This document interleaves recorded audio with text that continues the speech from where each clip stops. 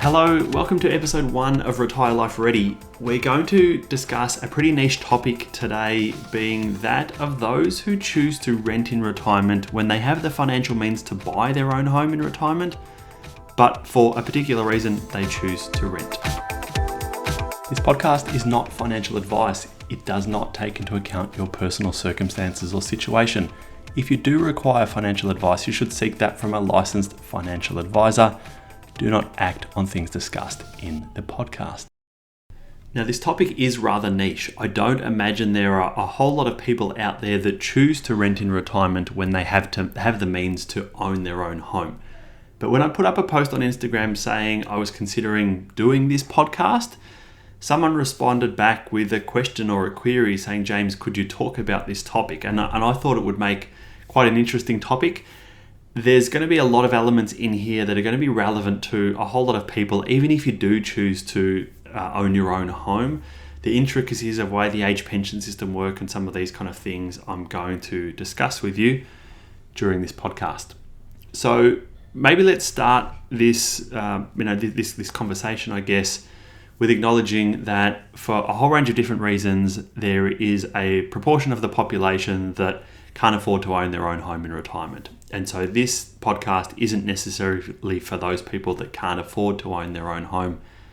As I've said, this is for people that choose to own their own home for a particular reason. I have come across a couple of people that have wanted to do this in the many years that I've worked in financial advice. The main rationale for that, at least in their early years, is that they're not sure on where they actually want to live. They want to float around a little bit. They maybe have some family on one side of Australia. They have some family on another side of Australia. They have some kids that have maybe moved away and their kids themselves aren't terribly settled. And so the parents, whether it's a single person, whether it's a couple, they want to be a little bit more flexible with what they're doing. And so they choose to rent. Maybe they rent for a long period of time. Maybe they choose to rent for a shorter period of time. But they want that flexibility. They don't want to be tied down to owning their own home in a particular location, only to find that within a relatively short period of time, they end up having to sell and move on. As I'm sure most people can appreciate, the buying and selling of properties in a really short space of time is an incredibly costly exercise. The first thing that I want you to understand is the benefits that are available to you from a Centrelink Services Australia perspective. All of that is geared towards people owning their own home. You can have a far better outcome in retirement where you own your own home, but as a consequence maybe have a whole lot less other assets in super or wherever else that money may be. But if you've got these assets exposed to or tied up in the value of your own home, when it comes to an age pension, when it comes to healthcare cards, all of these kind of things, the value of your own home is currently exempt from any means testing.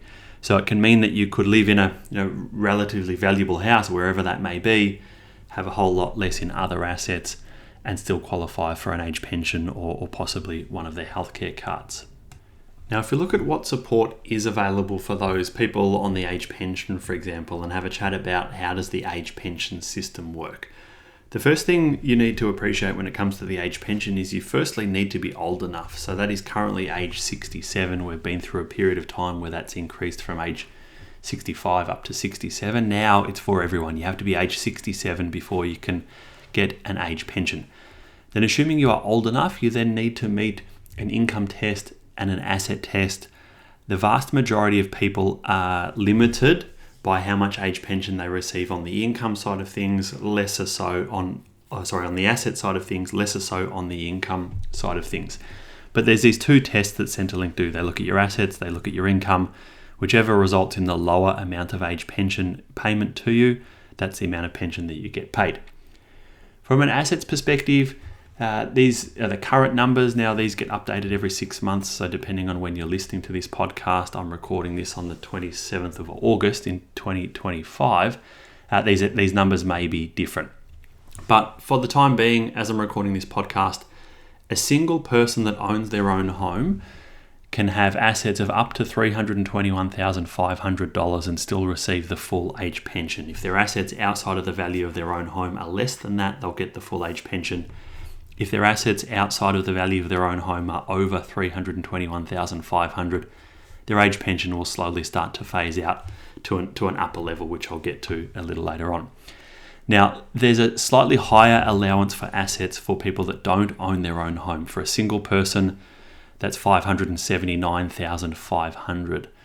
For a couple, those numbers for a homeowner, it's $481,500, and for a non-homeowner, $739,500. So you'll pick up from what I've just explained there that both for a single person and for a couple, you can have more assets in superannuation, savings, bank accounts, term deposits, wherever that money may be. You can have more money in other assets and still qualify for a full age pension if you don't own your own home.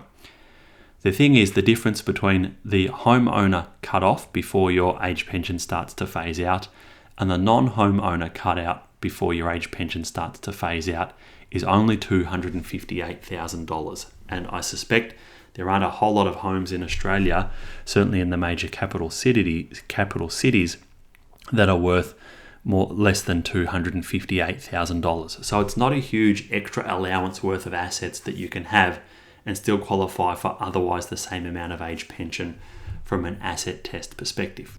Now, the upper limits for those asset test cutoffs for a single person that owns their own home, it's $704,500. So if that single person has assets outside of the value of their own home, so car, contents, jewelry, superannuation balances, boats, cars, caravans, bank accounts, shares, term deposits, all of these kind of things, every single thing that you own outside of the value of your own home, if the sum total of all of that is less than $704,500, the single person will still qualify for some age pension, not a full age pension, but for some.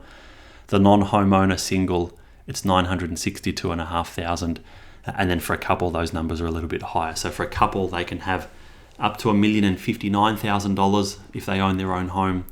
For a non-homeowner, it's $1,317,000. So that number again, the difference again, it's only $258,000 between the threshold for a homeowner versus a non-homeowner. You're not going to be able to have much in the way of other assets to help support your retirement and be paying for rent. There's not that much more in the level of assets that you can have.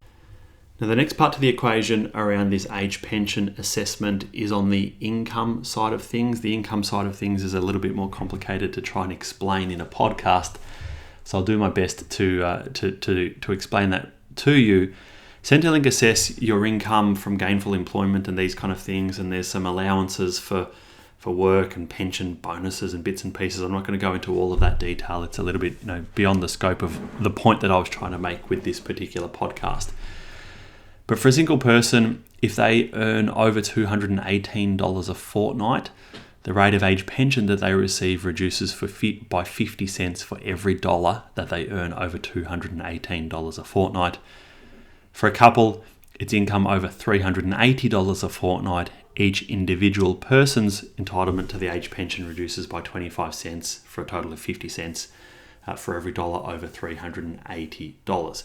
Now, money that you have in superannuation, money that you have in bank accounts, money that you have in what they describe as these financial assets, bank accounts, term deposits, shares, superannuation balances, and so forth. Centrelink do something called deeming on those assets that you have. So they don't care about the income that you actually earn, the interest that you actually earn on your term deposit. Centrelink doesn't care about that. They assume you earn a particular interest rate, and there's two steps to it. But for the point of this podcast, call it 2.25% interest. There is a lower step where the interest rate is far lower than that, and then above a particular number, it gets to 2.25%. These deeming rates are set to change from September. As I said, every 6 months these things are reviewed. The government's announced that they're going to increase the deeming rates from September of 2025. But what that means is that your superannuation balance, your bank account balance, all of these kind of things, at least for the moment, you could have money in a term deposit, probably earning close to 4% at the time that I'm recording this podcast, when Centrelink only assess you to earn 2.25%. So there's a bit of an arbitrage. You can earn more in actual interest that the bank may pay you versus what Centrelink will assess you as. So they look at your income. If you're doing any gainful employment, your income from work and so forth, that gets assessed. Rental income gets assessed. There's deeming on superannuation balances, share portfolios, term deposits, bank accounts, and the like. That goes into the formula. If your income is over that $218 for a single person or over $380 for a couple per fortnight, then the rate of age pension that you start to receive reduces. So as I said before, the vast majority of people are actually assessed on an assets test perspective. So when it comes to this decision around do you own your own home or do you choose to rent, it's normally the asset test that's the limiting factor in any age pension entitlements that you may receive. So all of this conversation around the age pension, if I draw that to a conclusion now, what I'm trying to explain here is that your total asset position, the value of the assets you have tied up in your own home, what you might have in superannuation, what you might have in bank accounts and so forth, if a portion of the assets that you have is used to purchase your own home, big or small, or wherever that may be, you can have a higher total asset position, the value of your own home, plus your bank account, plus your super, plus your shares, plus your car, plus all of these kind of things. You can have a higher total asset position and get a higher level of support from Centrelink and the age pension system than you likely can if you choose to rent.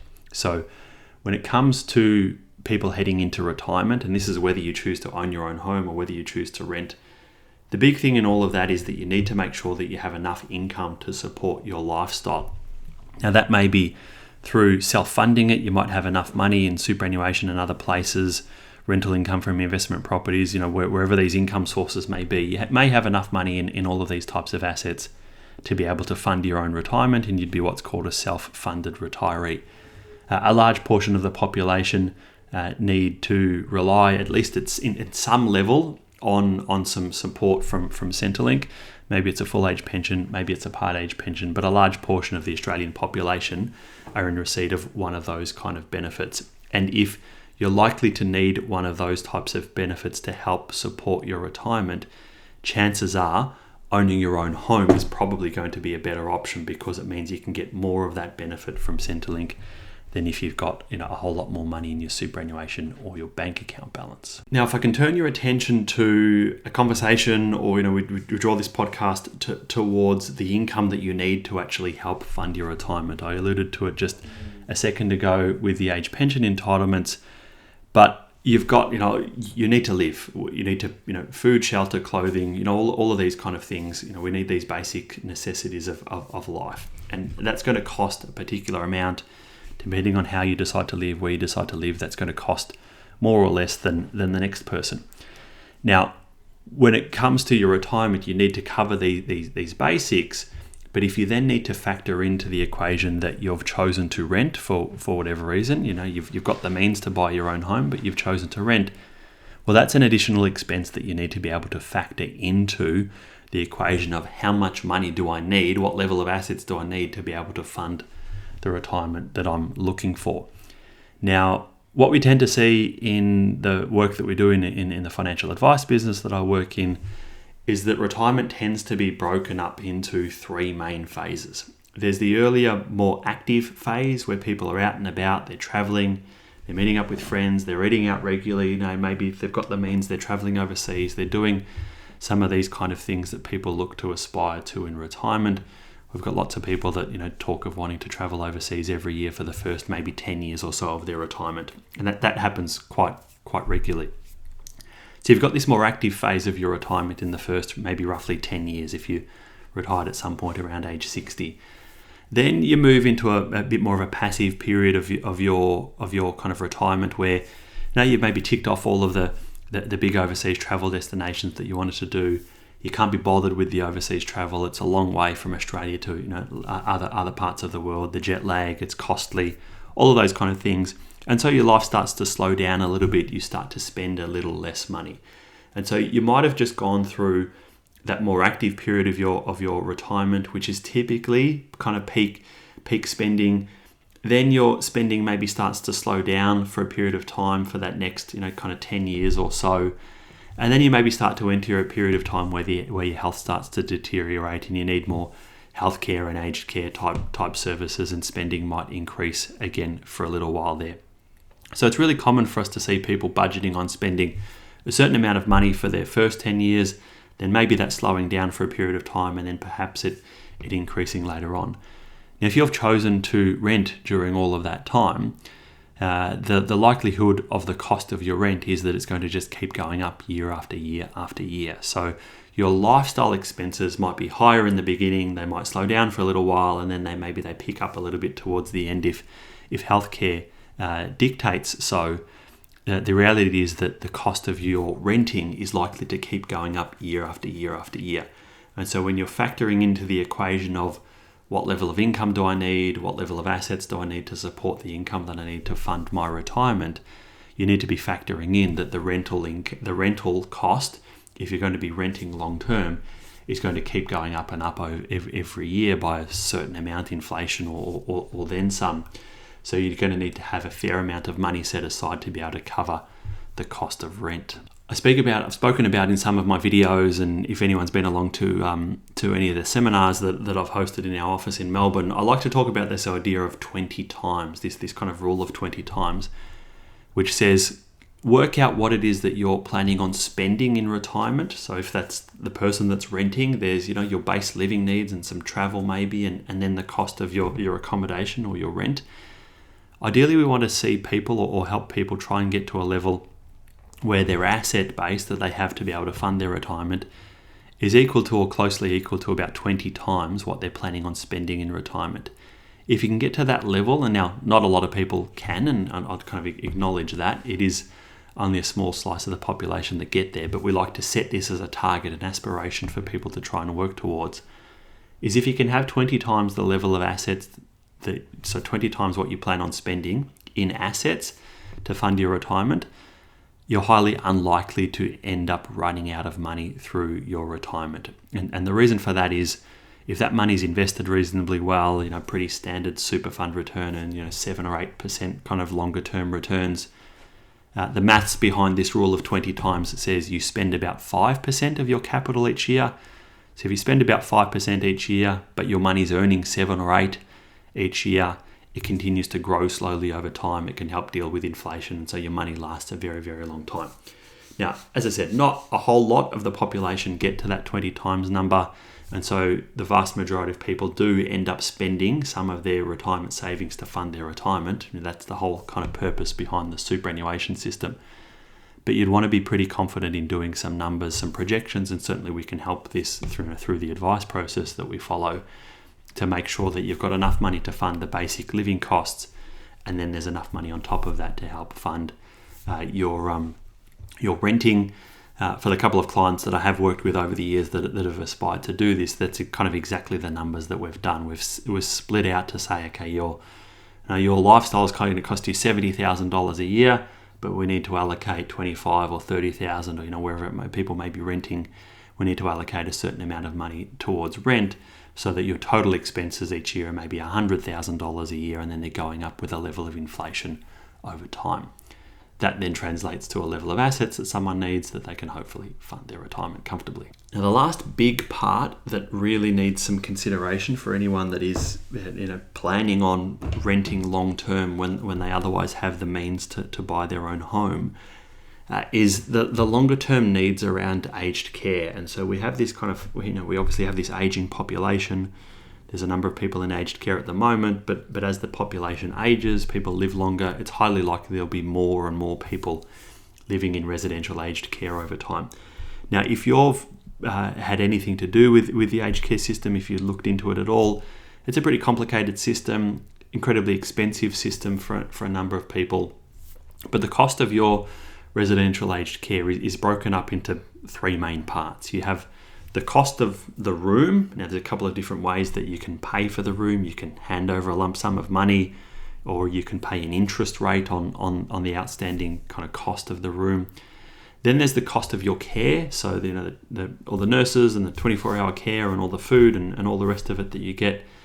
There's a basic daily fee that everyone has to pay that gets indexed a couple times a year. It's $60 odd a day. And then there's a means testing amount. And so the rules around the aged care system are going to change from the 1st of November, but broadly there's still a means tested amount. So depending on the level of assets someone has, the more that they're asked to contribute towards the cost of their own care. And then the final element for the aged care system is like an extra services type fee. So they might have some wine or some Foxtel or some Netflix subscription or some of these kind of things, and there's an extra services fee that some facilities charge. You'll be able to opt in and opt out of that for new residents from the 1st of November.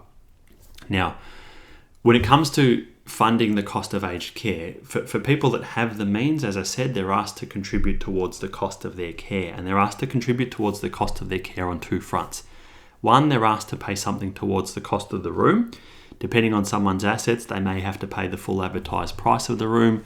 For people with lower assets, there's a calculation that goes on to determine a level that you seem to be able to afford to pay based on your assets. And so you have to pay something towards the cost of your room, and then you have to pay something towards the cost of your care. Now that may be just the $60 odd a day in the basic daily fee, which the age pension would cover if you're on the full age pension. But for those with means above, getting a full age pension, they'll be asked to pay something towards this means tested part. Now, this person that's chosen to rent, if they've chosen to rent for their whole retirement because they want to move around and whatnot, they don't own their own home. They could find themselves in a position where they've been using up some of their assets over time to help fund their retirement. Now, if their assets have come down to a low enough level, they may get a fully government supported position in an aged care facility. If their assets are a little bit higher than that, then they may have to contribute something towards it. But often, the cost of aged care is probably, and we see this a lot, the cost of aged care is the biggest expense that retirees face, particularly if you're a member of a couple where one member of the couple is still fine to live independently wherever they may be living, but the other person needs residential aged care. That is the biggest stretch on kind of family finances. So you may have, if you've been renting, as I said, you may have depleted your assets to a level where you maybe get a fully supported place. You maybe have to contribute something towards it. On the flip side, if instead you had have bought your own home, chances are you may look to move into a residential aged care facility somewhere around where your home is. The value of your own home over time is probably increased, is the general kind of rule of thumb here in Australia. The value of your own home increased, and as is probably likely the cost of entering residential aged care around the area where you live. But the cost of those two are probably likely to go up together. So if you own a home in the area, that goes up in value. The cost of a room in aged care in the area where you live, that probably goes up in value too. And so they kind of roundabout will stick together in the increase that they go up. So by having your own home, you're kind of giving yourself a degree of insurance to say, well, I could, if I had to, sell my home. That'll pay for my care to get into this aged care home. So for anyone that's in their younger years of retirement or heading towards retirement and really considering whether they actually rent through their retirement, you need to give some really serious consideration to what does potentially 80 plus year old you look like, and what are you going to do if and when you may need residential aged care. And the very last point that I want to touch on as I kind of look to wrap up this very first episode of the podcast is, whilst you're 60-something, 50-something, 60-something, the earlier part of your retirement, you're probably fit and able, and it's not too much of an inconvenience for you to move houses if you end up being asked to move on from your rental property. Maybe the landlord wants to move into there, maybe they're selling it. These things happen when you're renting. In your earlier years of your retirement, you're probably fit and able and more capable of dealing with these kind of things, finding a new rental property and moving on. But as you get into your early to mid 70s, early 80s, your ability to cope with things like that are probably going to diminish pretty quickly. And so I'd want to see you thinking long and hard about the long-term decision around renting. It's maybe okay in the short term whilst you're bouncing around and following your kids around the country, trying to sort out where you're going to live and so forth. But for the 80-year-old that otherwise has the ability to own their own home and they've chosen to rent, you'd want to be really careful about doing that. Well, that's the end of episode 1. Hopefully you enjoyed this. If you've gotten this far, thank you so much for listening in. I would appreciate some feedback. If anyone has some ideas for future topics, I've got episode 2 lined up already. Just need to kind of edit it and get that out. I'll do a Q&A on my Instagram. I often get a lot of questions in there, so some of these podcast episodes will just be a bit of kind of rapid fire Q&A, answering people's questions. But if anyone has any other topic ideas that they would like me to cover, I can try and do a deeper dive as I have done with this one. Hopefully it was of interest to you, even those that aren't trying to decide whether they rent, whether they don't. Hopefully there was some points of value in here with this podcast. Thanks for listening along, and tune into the next episode. Bye.